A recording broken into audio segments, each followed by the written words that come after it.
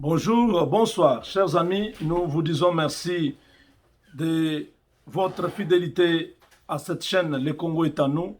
Nous vous retrouvons encore dans ce deuxième format où nous allons parler de la visite du chef de l'État congolais Félix Tshisekedi en Afrique du Sud.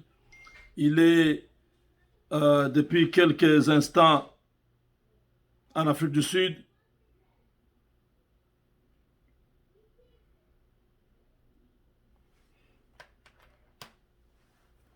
Sur l'invitation de son homologue sud-africain, Cyril Ramaphosa, qui va quitter la tête de l'Union africaine au début de l'année prochaine. Félix Tshisekedi est parti préparer déjà la passation des pouvoirs parce que au mois de février, ce sera lui qui va présider aux destinées de tous les continents africains. Comme vous pouvez voir sur cette image,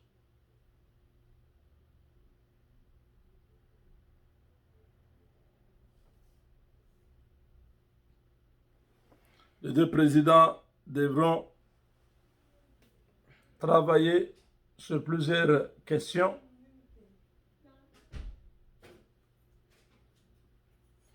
Sur les questions de la télécommunication, du commerce, des importations, de l'énergie électrique. Bref, il y a beaucoup entre les deux pays. Il y a une grande communauté congolaise en Afrique du Sud.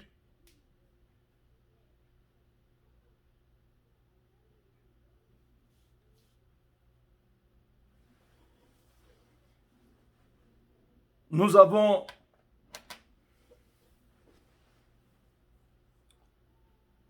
à avoir de bonnes relations.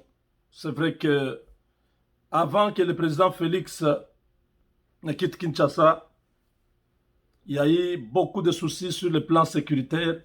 Tout a été réglé. Voilà pourquoi le chef de l'État s'est envolé pour Pretoria, la capitale politique de l'Afrique du Sud. Le couvre-feu a été instauré pour évidemment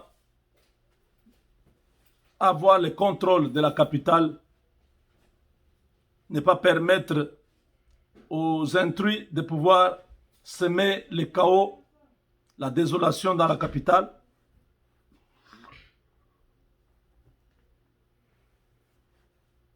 La MONUSCO et d'autres services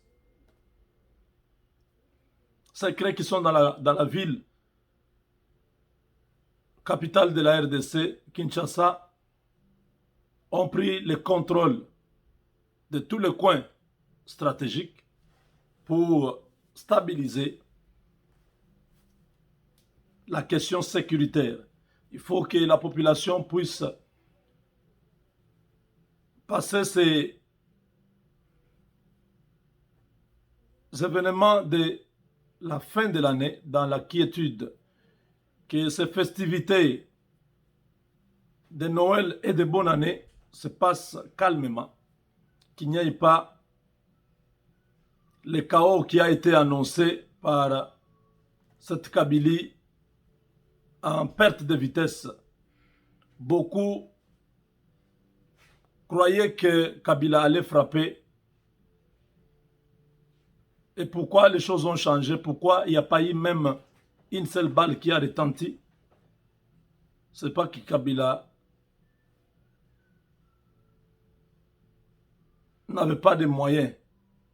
Non seulement que Kabila s'est senti en infériorité numérique, il s'est senti dans une position de faiblesse. Quand ils ont évalué leur force de frappe comparée à ceux qui étaient déjà à Kinshasa, ils ont compris que là, ils allaient se faire massacrer et ça pouvait encore aggraver leur situation. les coups étaient bien préparés. Tout a été fait pour que le mois de décembre soit un mois de désolation. Un mois où le pays allait sombrer, le pays allait basculer, le pays allait vivre l'apocalypse. Les Katanga allaient exploser, les Kivu allaient emboîter les pas et Kinshasa est serré dans le sang. Cela pouvait amener la communauté internationale à redéfinir la question du Congo. Malheureusement, rien de tout ce qui a été prévu ne s'est réalisé. Le contraire, c'est que Kabila s'est retrouvé dans l'impossibilité même de quitter Kinshasa. Non seulement il a échoué à pouvoir récupérer le pouvoir donné à Tambo Mwamba, mais aussi il n'a pas pu quitter Kinshasa comme il le voulait. C'est après négociation que Kabila a réussi à quitter la capitale. Il a signé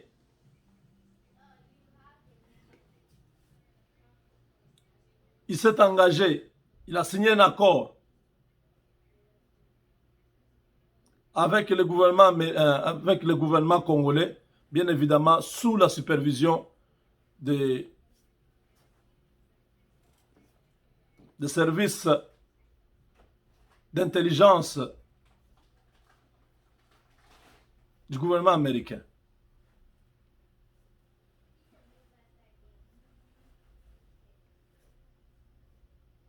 L'homme se préparait pour aller à l'extérieur, au Cuba,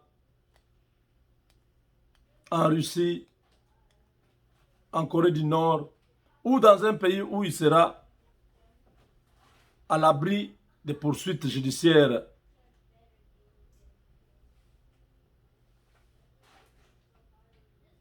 Du gouvernement américain.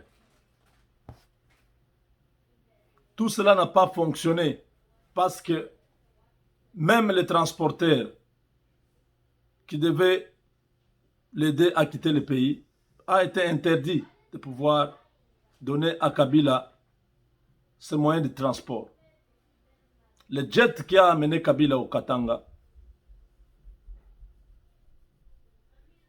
n'a pas pu l'amener à Lubumbashi. Il est allé à Kolwezi avec ce jet. Arrivé à Kolwezi, il voulait utiliser ce jet. On lui a dit, pas question.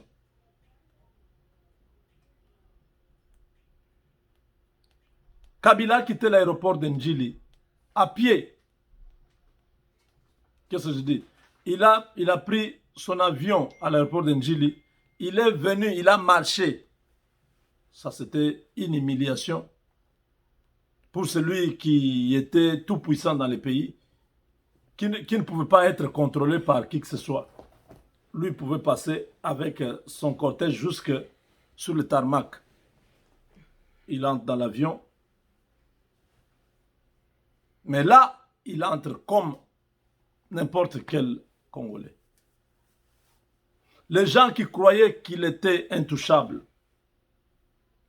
qu'il était fort, se sont rendus compte que l'homme est fini. Il peut être soumis aux mêmes conditions que nous tous. Félix Tshisekedi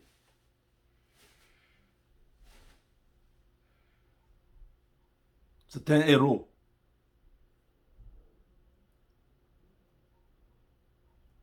Beaucoup de cadres du PPRD, FCC, ont compris que c'était seulement un mensonge. Ce qu'on croyait de Kabila, il n'était pas ce qu'on croyait. Lambert Mende, tous, ils ont quitté Kabila. Ils ont quitté. Dans moins d'une semaine, la grande plateforme a été mise en pièces. le déboulonnement que Félix Tshisekedi avait parlé l'année passée, le démantèlement du réseau mafieux qui était dans le pays. C'est terminé. Sans soutien, vous pensez qu'un Indien peut encore avoir un contrat dans le pays? Sans le soutien de Kabila, les Libanais là vont continuer encore à se moquer des Congolais?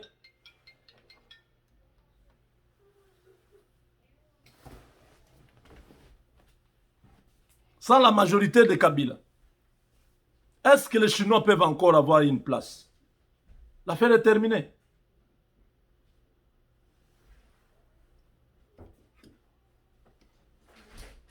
Kabila est dans une situation très critique. Il déprime. Il peut se donner une balle dans la tête. Il peut se donner une balle à la tête. Parce qu'il voit comment, autour de lui, tout ce qu'il avait bâti pendant 18 ans, il voit comment tout s'écroule. Il est là. Tout s'écroule. Et tous ces gens du FCC PPRD qui vont chez Tshisekedi sont en train de parler. Je ne sais pas, c'est pour flatter ou comment, mais quand même, ils donnent tous les détails. Tout ce que Kabila a construit, dans le sang, il a tué les gens pour avoir tout ça. On a déguerpi les gens en Mbobero, au sud Kivu. Il a confisqué des concessions. Tout ça, il va perdre. Parce que le temps de la justice véritable est arrivé.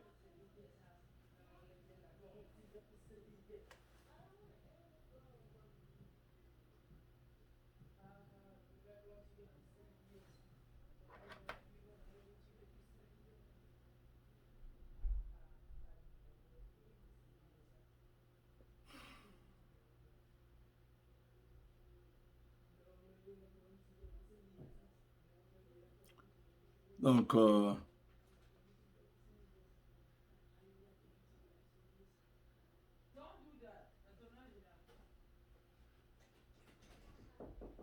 Afrique du Sud,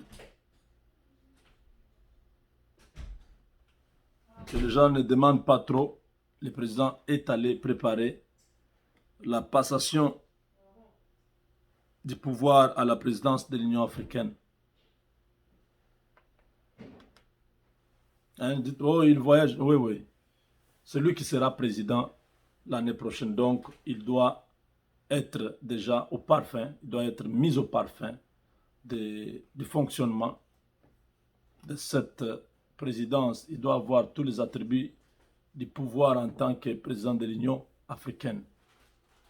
Hein, mais la vigilance est toujours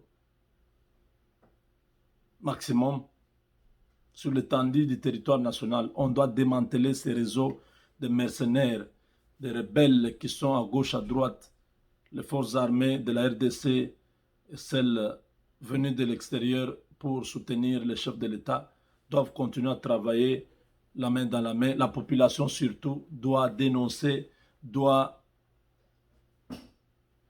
vite mettre au courant les autorités locales d'un mouvement qui se passe dans leur contrée. Ne suivez pas, il y a beaucoup de généraux de l'armée congolaise qui sont encore sous les ordres de Kabila.